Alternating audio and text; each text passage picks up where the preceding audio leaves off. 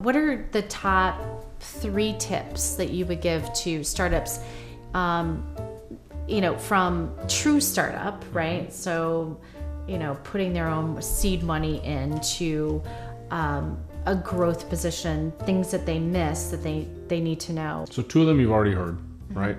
And I'd call these in some way, I don't know how you rank these, but 2 of them you've already heard, right? One of them, which is the main thing, is to keep the main thing. It's incredibly important. The second one is process for scale.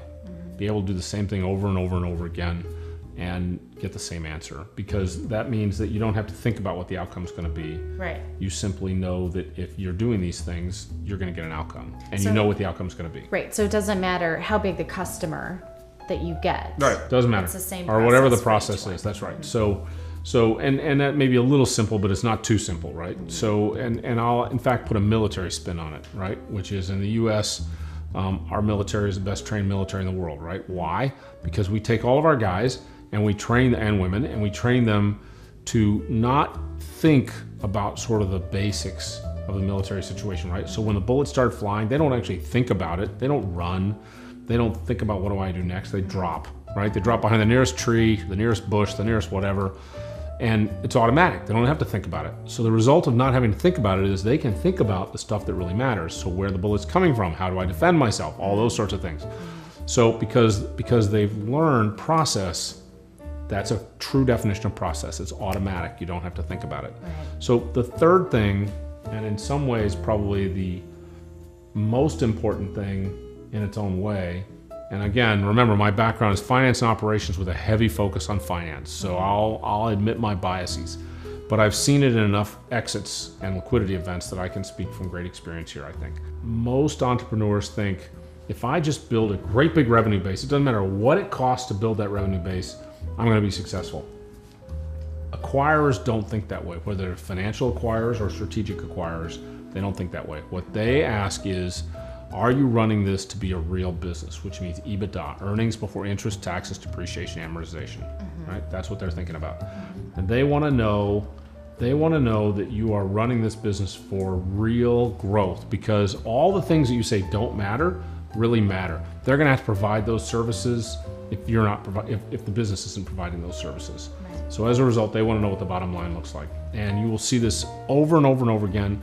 You saw it back in the 2000s, the dot-com world, when people would say, bummer, man, you got revenue. That really sucks, right? And it gets worse from there. Right. So the result is that in today's world, which is much more conservative and much more financially oriented, that's the focus. That's completely the focus. So you think when you're growing your business, they want your product. You think they want your business. You think those sorts of things. What they really want, is they want to know how much return you're going to generate for their investment. Right. That's what they want to know. It's all they care about.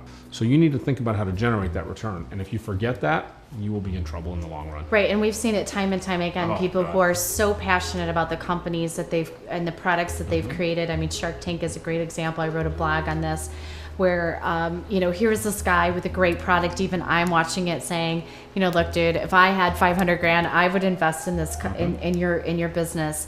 But the problem was, he was the problem. The creator was the problem and couldn't get out of his own way. Right. And he was offered a shot to be bought out, because the investors are smart enough to know, they are in it for the bottom line. And they want you to be passionate, but they also need to know that they're walking in and finding a good partner too.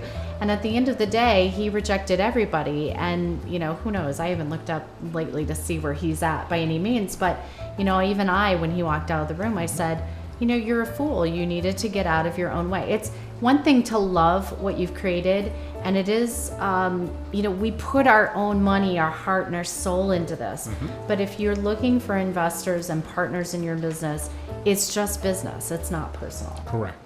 And so to that end, I think the key focus here is that the business is really about making a business. And so the fun parts, you want to keep those. You can't lose those. Right. But you have to keep in sight what you're really trying to accomplish, which is to build something that in fact society and economy needs, that customers need and Right. want and desire, and that they are willing to pay more for it than what it costs you to build it, manage it, run it, support it, etc. And if you can't do that, nobody else is going to want it either. Yeah. Whether you're building a brand, whether you are, because that's actually building a recognition of your product and your capabilities in the Well, marketplace a and who you are in the perception and a marketplace. desire as Absolutely. well. But it's it's one of the costs, it's one of all the costs, right? There's all the other costs that go with it. There's the selling cost, there's the cost of actually producing whatever it is you have, service, product, whatever it is. Right. There is the administrative cost of actually managing a business that can support all those things, that framework we talked about earlier, right? Administratively, HR, which is so critical to running a business, building teams of good people, those are expensive prospects. Yeah. You've got to support all that stuff, and it doesn't just go away when you have a liquidity outcome. It shifts to the buyer, it shifts to the financial organization that buys it. It doesn't matter. You're still going to have a cost. Right. And I can tell you that I've had a number of successful exits. Those exits are based upon the cold, hard reality that those are really what drive economics, and the marketplace is what really drives your ultimate value. It's not how sexy your product is, with a few exceptions. So Snapchat, right? Some of those sorts of things, Yeah. which were exceedingly successful outcomes, unbelievable. God bless the guys who went through those situations, right? Amen. That's a great situation.